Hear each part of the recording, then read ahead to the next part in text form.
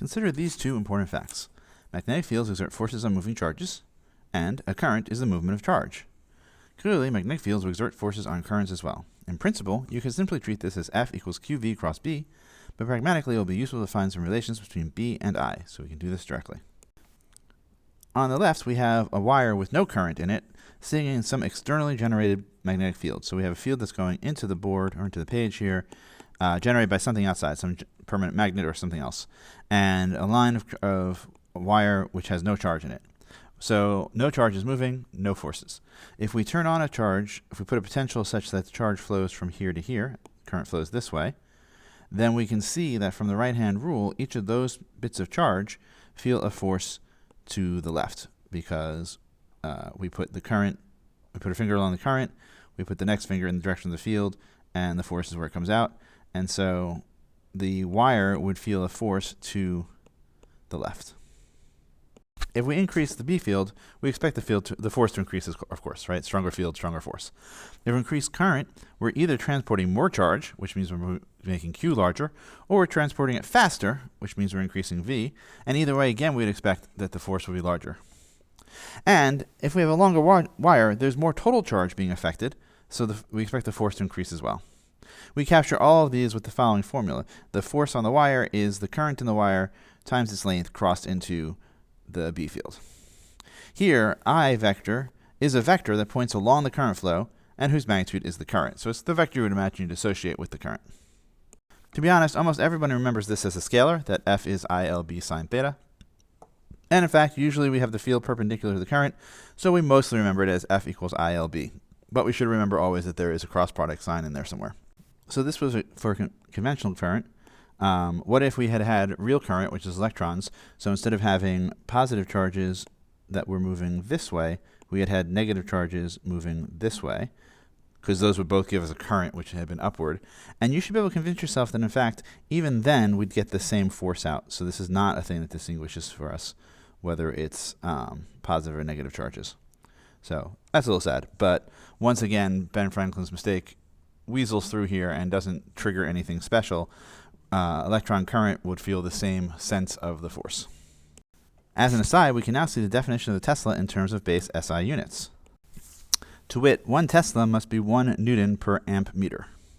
The fact that the Newton, amp, and meter are all human scaled ends up meaning that the Tesla is not. That's why the Tesla is a very strong field. 1 Tesla is a very strong field on the surface of the Earth. It's not really human scaled. All right. Which wire feels a force directed towards the left? Well, here we'd say it can't be A or B because the force will not be along the direction of current flow because it doesn't go in the direction of the velocity. So it must be B, or it must be C or D. If we think of C, we have the velocity that way.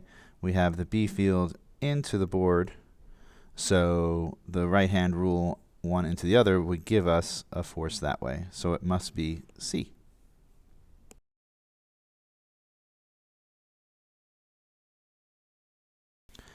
Which way will the wire be pulled when the current is turned on? Notice the current is flowing from right to left in that picture, but it's between the poles of this magnet.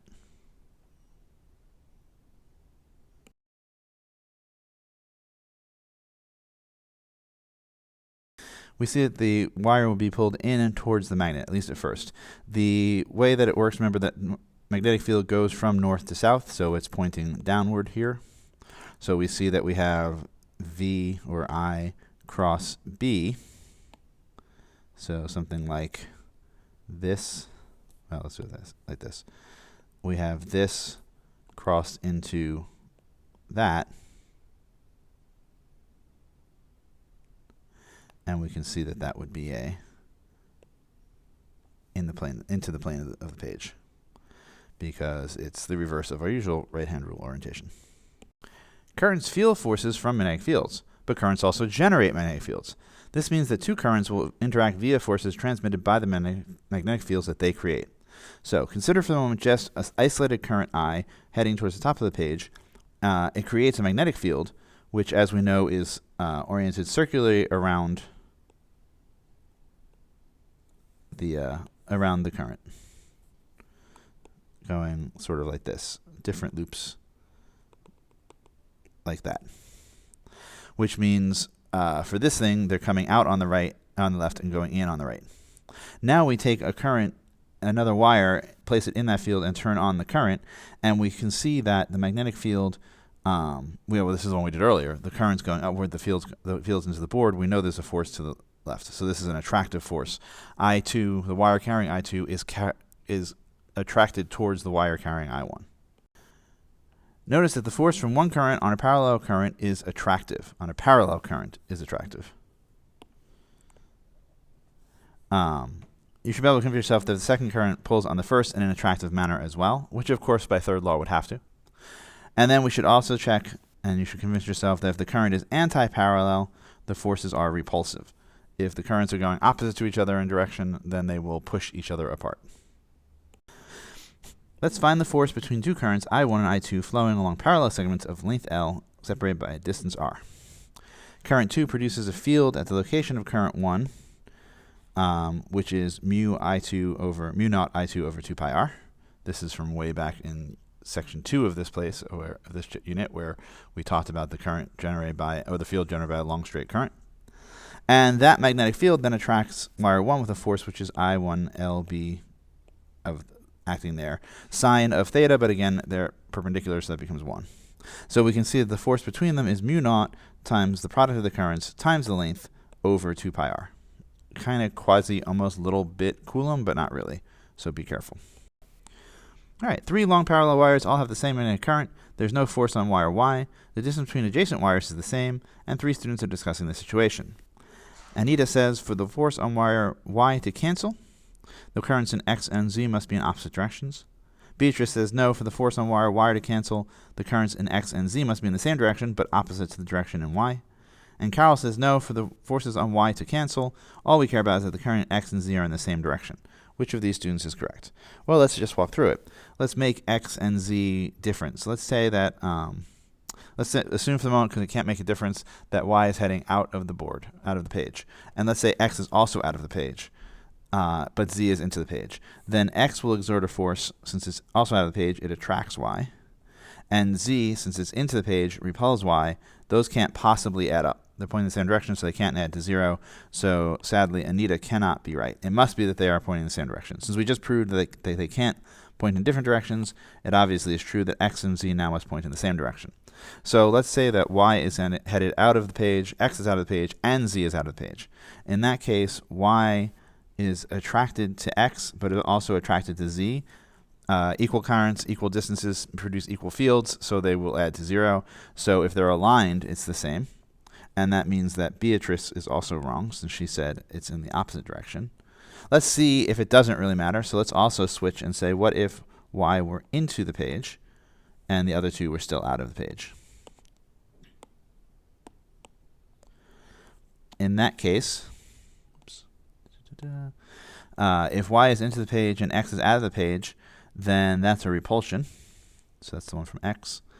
And Z would have a repulsion like that. And we see again that they could cancel out. So Carol is right in her answer.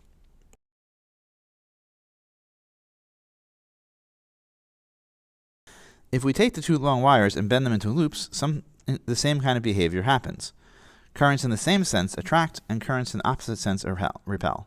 And that shouldn't be that hard to convince yourself of, because you're basically saying at each point, consider the effect of this field on that guy, and so on. But it's important to understand that like-oriented loops will attract, and oppositely oriented loops will repel. That sets up an analogy between current loops and permanent bar magnets. We see that a bar magnet field is a dipole field. Field lines go into the South Pole and come out the North Pole. A current loop has a dipole field as well. As with the magnet, we assign north and south based on where the field lines enter and exit. So here we're saying, kind of aggressively, the field lines are, of course, here we say they start on the north, but they don't really start. Remember, they go through like this. And so we're saying that field is the same as this field. And so we take that the field lines come out of whatever the north part of the magnet is, and they re-enter through the south, even though they're not entering a physical object here. This will be useful when we start investigating the microscopic origins of magnetism, because we can now associate the pole of a bar magnet with the field of a loop. All right, that they behave the same sorts of ways, as if the loop had a little bar magnet inside of it, which it doesn't, but it's as if it did. As a really quick practical aside, or semi-practical aside, there's something called the magnetohydrodynamic drive, MHD, which is a propulsion system that would create thrust with no moving parts. The idea is that we pass current through the liquid. Look, we have here, so we have, if you look here, we have potential. And the idea is we have positive potential here, negative potential here. So current flows around through what is hopefully a conducting liquid, giving us current like this. We have a bar magnet, which is generating field to the right. And so we can see that that generates a thrust. It pulls the liquid in this direction, right?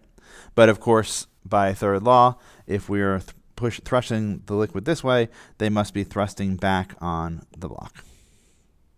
All right, they must be pushing the other way. So this would allow you to force the liquid out the back and then move the ship or whatever forward.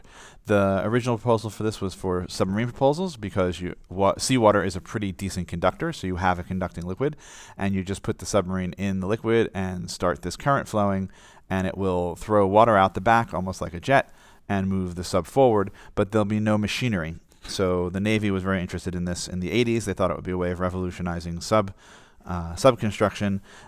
It's most famous in that sense because Tom Clancy used it in his book, The Hunt for Red October, which was his first really big book about how the Soviets have developed this thing they called a caterpillar drive that was basically this thing.